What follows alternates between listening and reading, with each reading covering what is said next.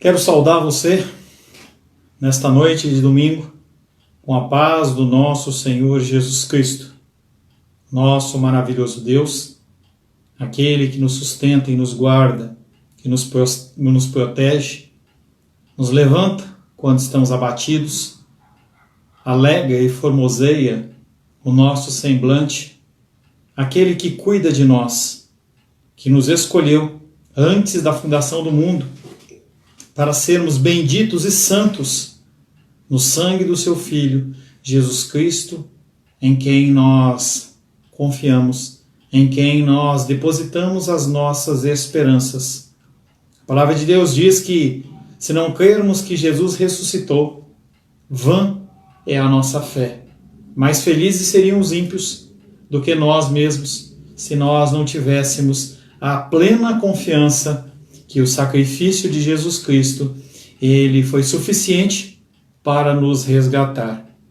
Agradeço a você pela tua presença, agradeço a Deus porque tem nos proporcionado a possibilidade de nós estarmos juntos mais uma vez nesta noite. Eu tenho uma palavra de Deus para você. Pode ser que não seja a palavra que você espera, mas é a palavra que você necessita. Oremos. Senhor, em nome de Jesus, queremos glorificar, exaltar e bendizer o Teu nome neste domingo, nesta noite. Queremos abrir o nosso coração ao Senhor, pedindo a Ti que o Senhor nos abençoe. Que o Senhor possa, Pai, falar aos nossos corações e também receber no Teu altar de graça, Pai, as oferendas de louvor que estaremos oferecendo logo mais. Tudo é para o Senhor. Consagramos todo este tempo a Ti, em nome de Jesus. Amém. Graças a Deus. Quero saudar você mais uma vez, com a paz do nosso Senhor Jesus Cristo. Quando eu fico a contemplar coisas como essa que nós temos da internet, eu fico abismado, porque permite que nós nos conectemos. Quando que, alguns anos atrás, isso seria possível? Mas é possível hoje. A internet tem muitas coisas erradas, muitas coisas ruins. O mundo tem muitas coisas ruins, mas a essência do mundo é a criação de Deus. Deus, ele fez este mundo e disse: tudo que eu fiz é bom. Com o pecado as coisas elas se perverteram, mas nós temos o objetivo, nós temos a meta de continuarmos buscando a essência de Deus nas coisas, a essência de Deus nas pessoas, a essência de Deus na sua santa e bendita palavra. Nós estamos meditando na primeira carta do apóstolo Pedro, capítulo 1 ainda. Em nosso último encontro estivemos meditando sobre o tema sofrimentos de Cristo e do seu povo. O sofrimento, ele é real. Vivi como mãe e a minha irmã, minha família, um sofrimento real. Não adianta você querer procurar as causas, as motivações. Falava com o nosso irmão André em relação a alguns problemas, alguns reveses. E por mais que os nossos corações eles confiem em Deus, muitas vezes as coisas fazem com que nós nos abalemos. Sofrimentos, quem os quer? Sofrimentos, quem os deseja? Fugimos deles, os tememos, ansiamos pelo seu fim. Mas eles passam a fazer parte da nossa vida a partir do momento em que nós somos gerados. Mesmo no ventre das nossas mães, nós sentimos esses sofrimentos durante toda a nossa vida. Sejamos bebês, crianças, adolescentes, jovens, idade adulta, ou mesmo a terceira idade, os sofrimentos eles sempre estão presentes. Como podemos os suportar? Fugas? Medicamentos? O texto que ficou da semana passada é 1 Pedro, capítulo 1, verso 10 e 11, e diz assim: foi a respeito desta salvação que os profetas investigaram e pesquisaram, os quais profetizaram acerca da graça que vos era destinada, investigando a que tempo e a que circunstâncias se referia o Espírito de Cristo que habitava neles, ao pré-anunciar os sofrimentos que haviam de sobrevir a Cristo e a glória que se lhes seguiria. A única forma de suportar tais desígnios é a esperança. A esperança de trilhar os caminhos do nosso irmão mais velho, Jesus Cristo. Ele passou por tudo que passamos.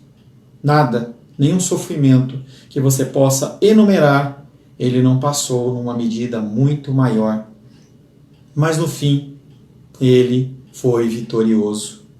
Através das suas pisaduras nós somos sarados. Através da sua vitória, nós nos tornamos vitoriosos.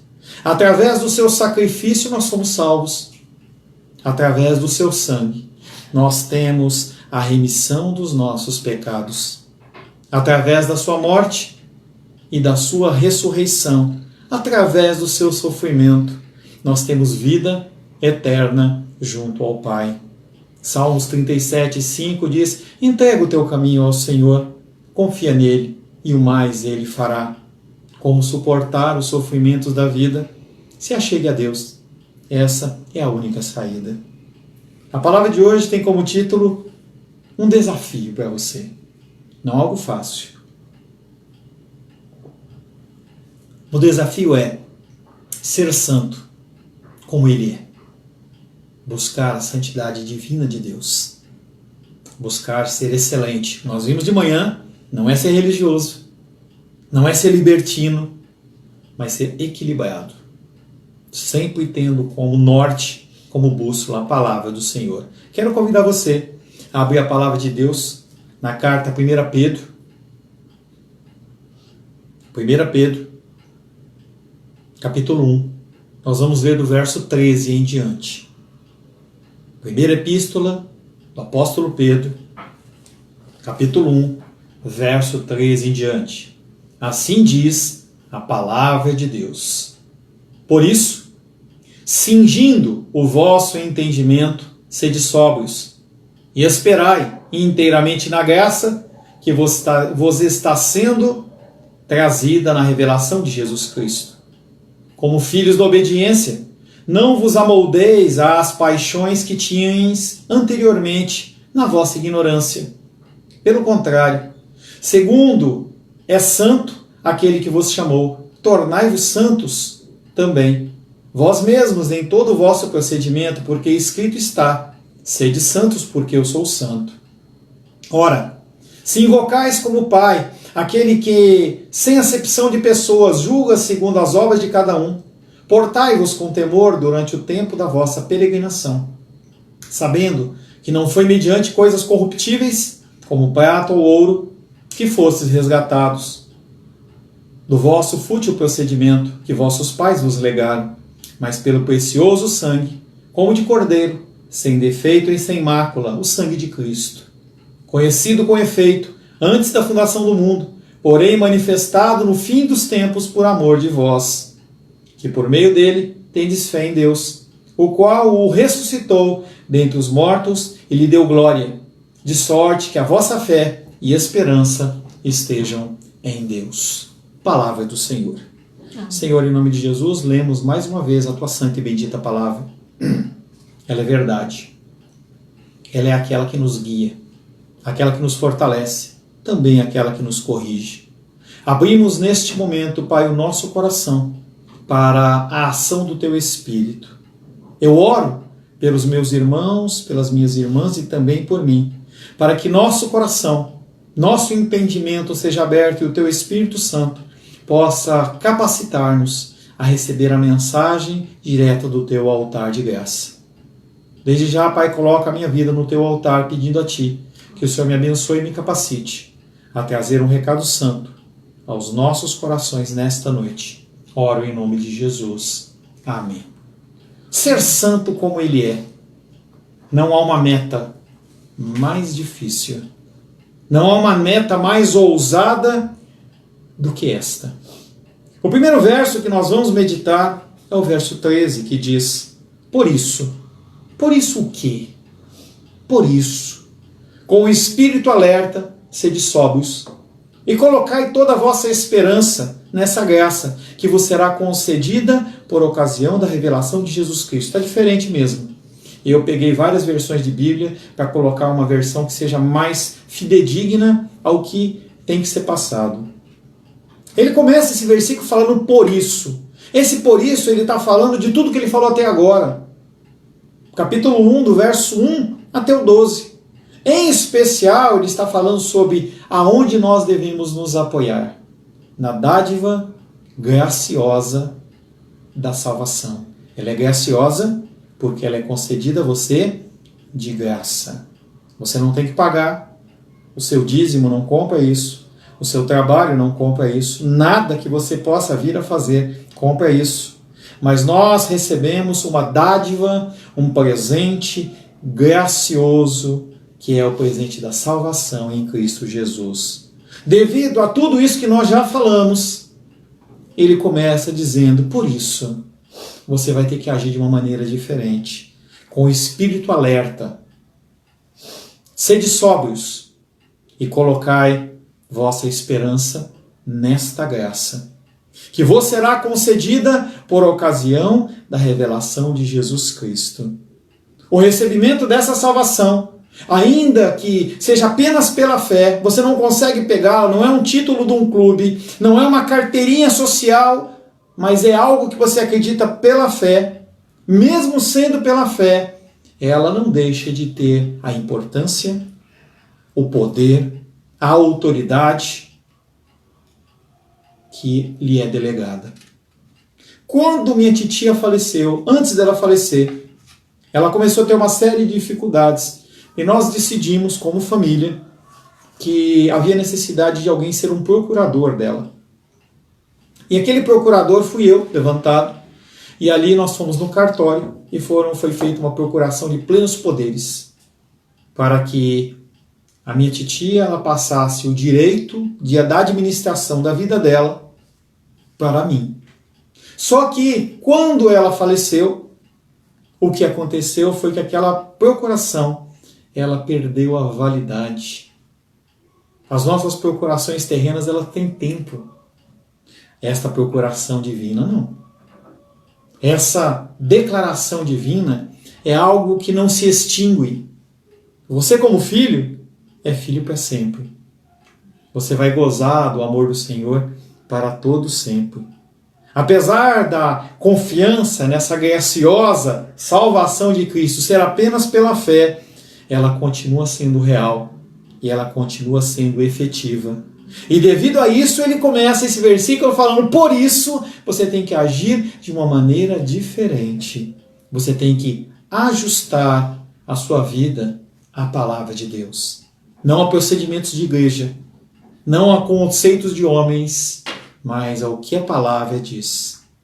Antigamente, quando ainda não havia internet, e isso é algo meio diferente no sentido da minha filha, por exemplo, em que ela nasceu já com internet no mundo. Mas houve um tempo em que não havia internet, em que os navegadores eles usavam um equipamento que chamava-se sextante.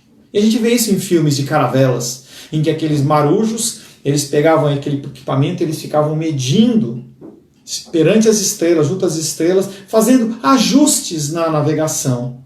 Se não houvesse ajustes, a pessoa começava com o destino Brasil, Portugal e chegava lá na costa da África, porque se não houvesse os ajustes. O que Deus fala nessa palavra de hoje é que você precisa fazer ajustes. Gálatas capítulo 5, verso 24 e 25 diz, e os que são de Cristo Jesus crucificaram a carne com as suas paixões e concupiscências. Se vivemos no Espírito, andemos também no Espírito. O verso 13, ele trabalha com dois verbos. Sede sóbrios. Verbo ser. Segundo, colocai toda a vossa esperança. Colocar. Esses dois verbos, eles estão numa forma imperativa. Não é hiperativa, é imperativa. Deus ele não está pedindo a sua opinião. Ele está ordenando que você, como cristão, comece a mudar o seu comportamento. E aí ele vem e fala, sede sóbrios. A ideia então é, você não pode deixar-se envolver pelos pensamentos deste mundo. As pessoas dizem que você tem que fazer isso, fazer aquilo outro. Trabalha sem nota fiscal, mente aqui, frauda ali. Essas coisas são normais. E Deus fala, Romanos 12, 2, não vos conformeis com este século. Por isso, sede alertas, fica esperto. Ao invés disso, transforma sua mente. Porque você vivia uma condição pecaminosa. E aí você passa a ser da família de Cristo. Então você tem que começar um processo de transformação. Eu não espero que você seja perfeito da água para o vinho. Eu olho para o espelho e eu vejo as minhas imperfeições. Eu sei quão falho e quão pecador eu sou. Eu não posso esperar algo diferente de você, mas eu posso esperar que você comece um processo de transformação. Transformação pela renovação da vossa mente, para que você possa experimentar a boa, agradável e perfeita vontade de Deus. O segundo verbo leva adiante a ideia anterior e diz, colocai toda a vossa esperança. A partir do não embriagar-se, de não se amoldar ao mundo, e estando de pleno domínio da sua capacidade racional, porque você não é uma ameba, você pensa, você raciocina, você tem capacidade de ler as Escrituras e entender o que está sendo falado, sua fé não é burra. O que é uma fé burra? A fé burra é aquela, faz aquilo porque senão é assim. Não, como é que é? Me explica isso aí.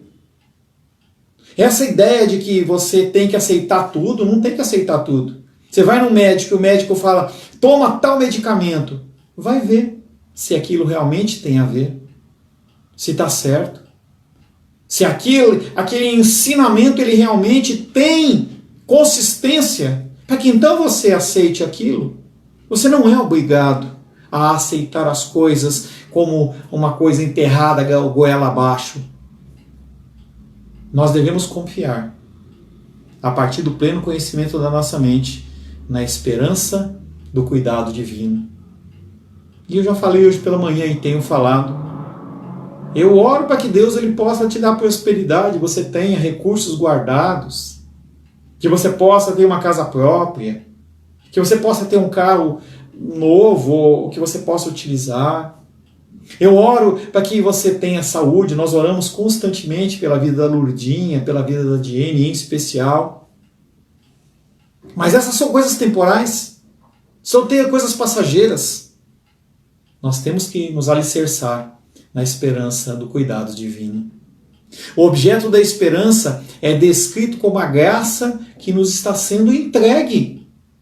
Esta graça não é algo que nós compramos na prateleira do mercado, nem através de alguma campanha ou carnê na igreja. Que Deus me livre de algum dia fazer uma campanha de carnê para você, para provar a sua fé. Quando você vê esse tipo de coisa, você fala assim, acho que o pastor Paulo ele desviou da fé. Não é esse o propósito. Efésios capítulo 1, verso 3 diz, bendito Deus e Pai do nosso Senhor Jesus Cristo, que nos tem abençoado, nos tenha presente, nos tem abençoado com toda a sorte de bênçãos espirituais nas regiões celestiais em Cristo. Nós já somos salvos. Nós somos cuidados de Deus.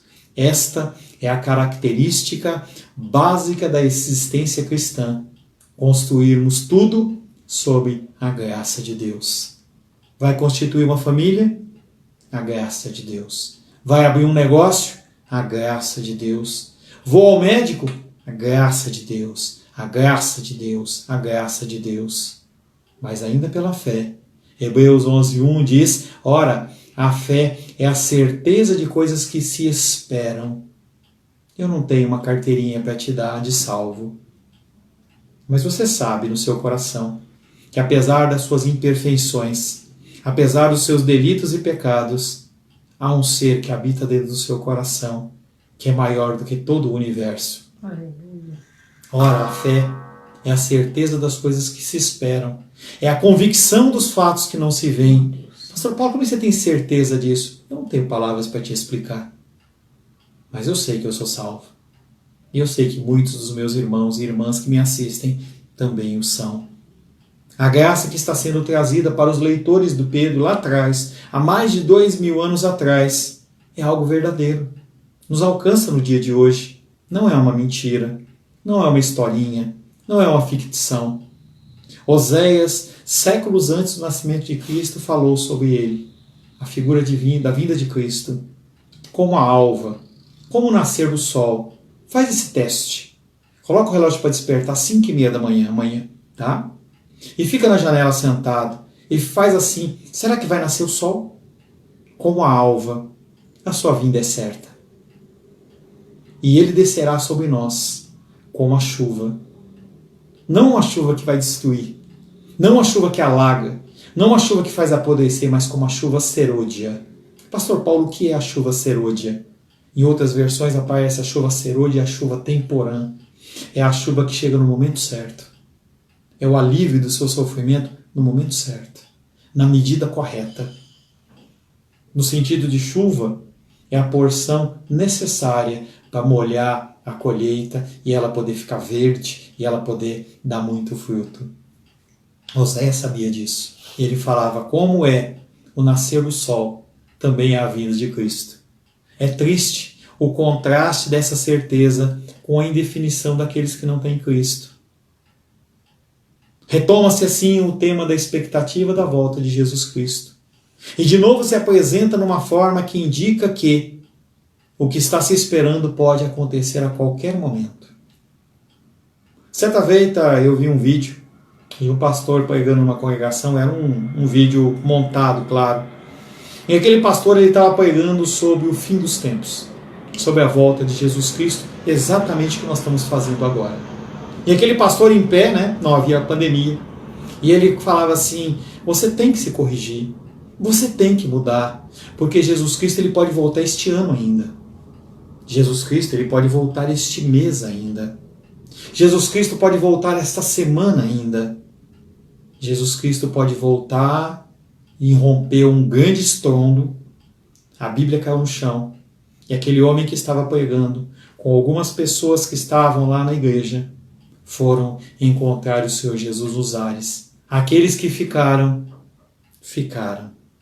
1 Tessalonicenses capítulo 5, verso 1 e 2 diz, irmãos, relativamente aos tempos e às épocas, não há necessidade de que eu vos escreva, pois vós mesmos estáis inteirados, com precisão, de que o dia do Senhor, ele vem como ladrão de noite. Essa ilustração do apóstolo Paulo é maravilhosa. Se você sabe que o ladrão vai vir, você vai sair de casa? Não. Você vai acender a luz, vai colocar um som um pouco mais alto, para que ele saiba que você está lá. A vinda de Cristo vai ser como o dia do ladrão. Ele vai chegar. E a palavra de Deus é dura nisso, que diz que dois vão estar juntos na cama dormindo. Um vai e o outro fica. Dois vão estar no labor, no trabalho. Um vai e o outro fica. Aqueles que estiverem desatentos ao espiritual e focados apenas no natural serão pegos de surpresa e eles vão ficar.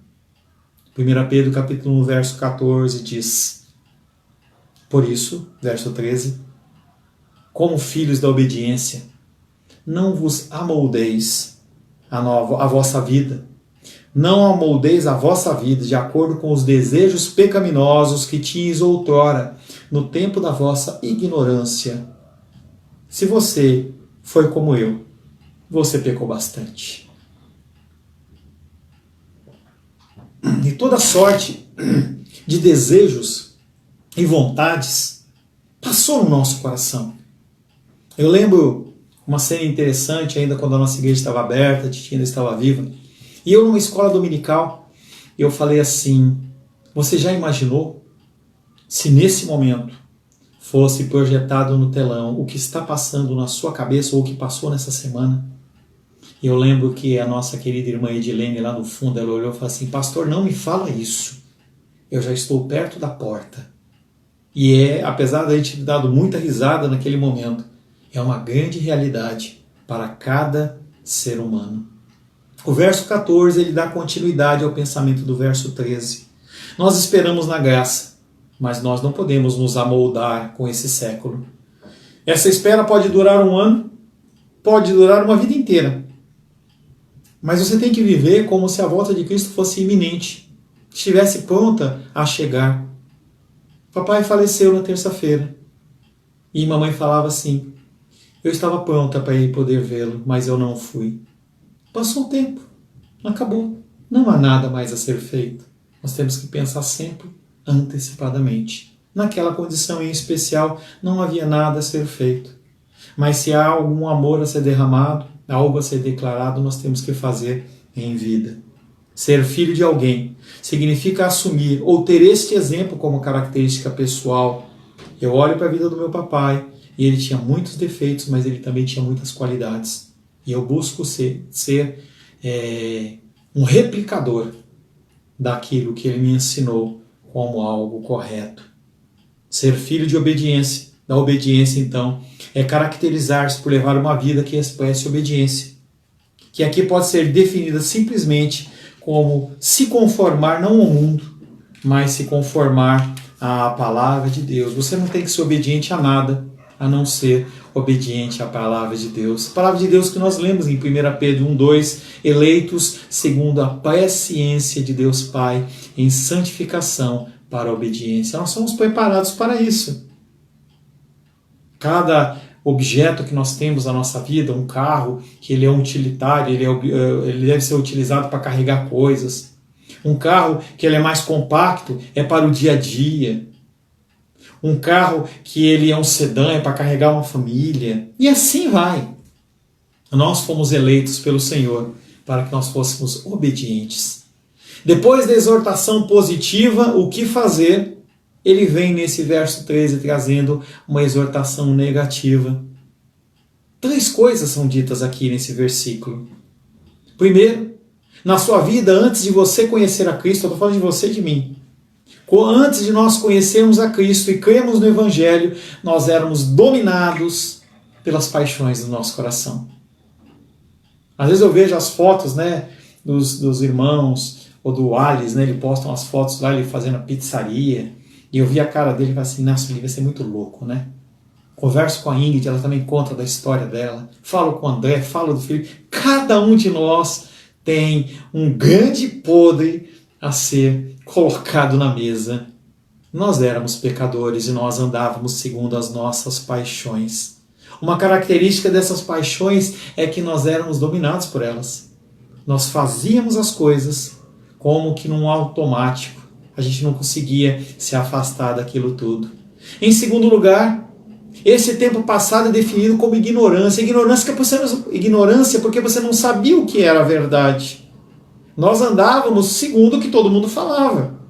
Olha, esse tipo de alimento é bom, coma. Olha, esse exercício é bom, coma. É interessante a parte da alimentação. Desde o começo as pessoas falavam que ovo era maravilhoso. Passou-se alguns anos falando que quem comia ovo ia morrer do colesterol. Hoje se fala que o ovo é novamente bom. São épocas e fases. Nós vivemos muitas vezes com essa ignorância. Há um contraste entre a ignorância e o entendimento. Como se dissesse, quando a gente ignorava a graça, a gente agia segundo o nosso coração. Há algo que não é mais aceitável para mim e para você. Você luta com seus pecados, como eu luto, mas nós temos que buscar sempre estar avançando. Em terceiro lugar, como uma elaboração do segundo ponto, nós somos exortados a sermos diferentes. Não vos amoldeis. Poderia vulgarmente dizer, não entra no esquema não. A pessoa está lá no meio da propina, não aceita a propina não. Não aceita essa coisa para você fazer parte. As piadinhas infames, o palavrão, os vídeos indecentes, apenas para você ser encontrado como uma pessoa igual. Originalmente a palavra significava assumir a forma de algo, ter a forma de algo. Em 1 Pedro, então, continuando na linha acima, os cristãos são chamados a mudar de esquema. Muda o esquema, muda o seu jeito de agir. Não tudo, estabelece metas. Então eu estava conversando com a mamãe, mas você precisa arrumar isso, arrumar aquilo, faz uma listinha. Coloca lá na geladeira e a gente vai arrumando. Começa a identificar as coisas que você precisa mudar e começa a mudar paulatinamente. É um outro modo de dizer que a vida em Cristo, transformando a pessoa por dentro, deve se traduzir em ações concretas. Cristianismo não é apenas você andar com um crucifixo no peito ou um adesivo evangélico no carro, mas é uma mudança real. E quem tem que ver isso são os ímpios. São aqueles que não são filhos de Deus. É muito bonito você na igreja, você ouve, você abaixa a cabeça, você chora, levanta as mãos aos céus, mas e no dia a dia? Vemos assim que a segunda parte do versículo é apenas uma variante da primeira, pois volta a questão da obediência, da conformidade com a vontade, ou como eu já disse, entrar no esquema de Deus. 1 Pedro 1,15 diz, antes, e aí começa o peso da palavra, antes, como é santo aquele que vos chamou, também vós, tornai-vos santos em vosso agir. Lendo-se o verso 15 como continuação da frase anterior, a sequência do pensamento fala, não vos amoldeis às paixões, mas ao contrário, sede santos. Dois pensamentos importantes são aqui apresentados. O primeiro é que Deus é santo.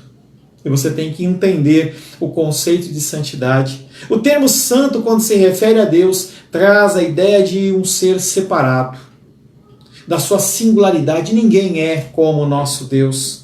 Desta perfeição moral que é do nosso Deus. Trata-se de um atributo fundamental de Deus nas Escrituras. O segundo pensamento é que esse Deus, que é perfeito, que é único, que é santo, que é maravilhoso, Ele te chamou. Ele te chamou para quê? Ele te chamou para ser como Ele é. Para você ser sal na terra. Hoje estava almoçando, eu, a minha mamãe, o meu sobrinho, a minha irmã. E aí a minha irmã trouxe um frango. E a minha mãe falou assim, depois eu vou dar um trato nesse frango. Eu vou dar uma assada nele e vou dar uma temperada nele, porque ele está meio sem graça. Nós temos que dar graça ao mundo. Não fazendo piada, mas nós temos que trazer o tempero, o perfume do nosso Senhor Jesus Cristo. A simples relação interpessoal, nós com Deus, é uma concepção tremendamente significativa. Quem te chamou? Não foi o pastor Paulo, não foi a sua mamãe, não foi o louvor do cantor fulano ou beltrano. O próprio Deus chamou você. Esta condição faz desse chamado um sinônimo de salvação, que inicia lá no início da sua caminhada, através da fé. Esta é a compreensão do cristianismo primitivo. Você é santo. Pastor, eu não sou santo. Você é santo, porque quem declara é Ele. Perante Ele olha para você e fala, você é santo. Ele não está comparando você com Madre Teresa de Calcutá, Ele não está comparando você com um profissional da medicina que está se dedicando ao Covid, Ele não está comparando você com o pastor Paulo ou quem quer que seja. Ele fala assim, o meu filho, a minha filha é santa, porque eu assim o disse. Trata-se de uma santidade adquirida ou presenteada. Nós somos santificados pela virtude de Cristo, pelo sacrifício dele em nosso favor. Isso está alinhado com a noção do Antigo Testamento, que confere santidade a tudo que Deus toca. Você não é santo porque você lê a Bíblia. Você não é santo porque você participa da comunidade do nosso grupo da Igreja Cristã Semente de Vida. E sim porque Ele te tocou. Ele te separou das pessoas. Tem um texto bíblico que fala assim que Ele te separou do meio das malhadas. Ele falou assim, não, esse aqui tem que colocar do lado. Eu vou cuidar de uma maneira especial. Tem uma passagem lá no livro de Êxodo em que José, no Egito, ele dá uma porção maior para o seu irmão maior. É isso que acontece com você. Tem os irmãos e tem o irmão preferido. Você é o irmão preferido de Jesus Cristo. Há, porém, um outro ângulo dessa santificação, que é graciosa, que vem da parte de Deus. É uma santificação que fala, nesse versículo, fala assim, tornai-vos santo. Você já é santo perante Deus. mas você tem uma responsabilidade de a cada dia multiplicar, aumentar essa santidade na sua vida. A responsabilidade de você ser santificado e você desenvolver durante toda a sua vida uma conformidade conforme a palavra. Você não está cabendo na forma da cruz, tem que dar uma ajeitadinha. É que nem mala, quando você vai arrumar. Você vai, coloca de um jeitinho, aperta daqui, coloca de lá. Você tem que caber nessa cruz, viu? Não dá para você ficar com uma parte de lado, ou que nem às vezes a gente vê, né? O carro tá andando e aí a roupa, a saia da moça tá para fora, ou o cinto de segurança tá batendo. Não, tem que caber tudo dentro da mala. Aí está se falando da concretização na vida real, da existência e história daquilo que recebemos de Cristo. E que pode se tornar realidade concreta na minha vida e na sua vida, pela presença do Espírito Santificador em nós e entre nós. É Ele que te transforma. Mas você tem que fazer sua parte. Você tem que se dedicar. Você tem que se esforçar. Você não vai acrescentar em nada, mas Ele ordena que você faça isso. Pastor, se já sou santo, por que eu tenho que fazer isso? Porque a Escritura falou para você se tornar santo. Ele está mandando, Ele não está pedindo. Ele não está falando assim, se você tiver vontade, você faz isso. Não. Ele está falando, torne-se santo. É óbvio que o primeiro se tornar santo, através da graça de Deus, não se dá em termos físicos. Não tem como você ser santo sem estar na terra. Eu não estou chamando você a ir para um monte, ou você ir lá para o Alasca, e você ficar agora num retiro espiritual, e você não se envolver mais com ninguém. Não é esse tipo de santidade. Não se envolver com as coisas do mundo é não aceitar as mazelas que Ele oferece. Mas nós temos que estar aqui. Nós somos sal da terra. Nós somos luz do mundo. E a concretização desta verdadeira fé, a concretização desta verdadeira santificação está no ato do dia a dia. Quando você acordar amanhã, quando você encontrar a primeira pessoa no seu labor diário, quando você atender o primeiro telefone, você tem que mostrar para a pessoa que você é realmente uma pessoa que está buscando ser santo. Não se envergonhe de Deus. Mostre do que você é feito e naquilo que você acredita. Outra característica importante é que isso não acontece de forma automática. Não é isso. Talvez você tenha que lutar contra o seu pecado durante toda a sua vida. E isso não te faz mais santo ou menos santo do que uma pessoa que está mais evoluída espiritualmente. Importa que você esteja lutando. Hebreus 12:14 diz, segui a paz com todos e a santificação, sem a qual ninguém verá o Senhor. Se você não se der bem com o teu próximo, cristão ou não cristão, se você não exteriorizar o cristianismo para aquelas pessoas que andam com você, você não vai ver o Senhor. Está falando que você não é salvo. Podemos dizer que esse chamado à santificação resume toda a carta de 1 Pedro. A verdade é que nenhum aspecto da vida fica fora do seu alcance, e todo da existência humana deve estar medido através da santificação do Espírito. E para finalizar, o verso 16, que é a grande chamada da noite. É o grande desafio para você, a partir de hoje. 1 Pedro 1,16. Sede santos, porque eu sou santo. Quem está falando não é o pastor Paulo, não é o apóstolo Pedro. Deus, ele entra em primeira pessoa, ele se levanta e fala assim, quem vai falar isso sou eu, para o meu filho e para minha filha. Para ele não ter dúvida nenhuma, ele fala em primeira pessoa, sede santos, porque eu sou santo. Essa exortação à santidade fundamenta-se não em homens, mas na palavra de Deus. Esse complemento tinha para os cristãos naquele tempo um peso que hoje raramente nós vamos poder avaliar. O apelo à palavra de Deus serve para ratificar, assinar embaixo, dar valia, autoridade àquilo que foi dito, não pelo homem, mas pelo próprio Deus. Sendo povo de Deus, sendo filho da obediência, você como cristão é chamado a reproduzir na sua vida, não algo que não pode ser feito, mas algo que é possível, pelo menos de você tentar e se esforçar que é reproduzir o caráter de Deus, um Deus santo que te chamou. A lógica é: sede santos, porque eu sou santo. Palavra do Senhor, amém? Senhor, em nome de Jesus, nos constrangemos com esta palavra.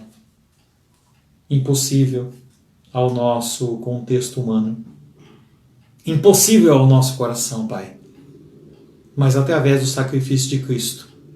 Porque Ele passou por aflições, mas venceu o mundo. Nós também podemos vencer. Confiantes, Pai, na Tua poderosa ação. Porque nós estamos nesta terra, porque nós não completamos ainda o que nós temos de fazer e como nós temos que agir. Por isso, Pai, nós colocamos a nossa vida nas Tuas mãos nesta noite, nesta semana. Guia os nossos passos para que nós possamos ser, Pai, um pouquinho mais santos do que nós somos hoje e um pouquinho mais semelhantes ao Senhor que é santo. Eu te abençoo com esta palavra, em nome de Jesus. Amém. Graças ao nosso bom, maravilhoso e bendito Deus. Amém. Quero pedir que Deus possa estar inundando a tua vida com o amor dele. Que você possa confiar mais no Senhor. Que você comece a sua santidade com a mudança no seu coração. Antes de você dormir, depois de você comer a pizza, depois de você fazer o seu lanche, que você estiver deitado na cama antes de dormir, antes de fechar os olhos, medita um pouco nessa palavra em relação ao que você tem feito com a sua vida. Que o amor de Deus Pai, que a graça salvadora de Jesus Cristo e a consolação do Espírito Santo seja sobre a nossa vida hoje e sempre. Amém, amém. Que Deus te abençoe grandemente. Acabamos o culto mais cedo, mas nós falamos o que tinha que ser falado e o objetivo é exatamente esse. Que você tenha um tempo de comunhão com a sua família. Que Deus te abençoe. Estou com saudade de você. Fique com Deus.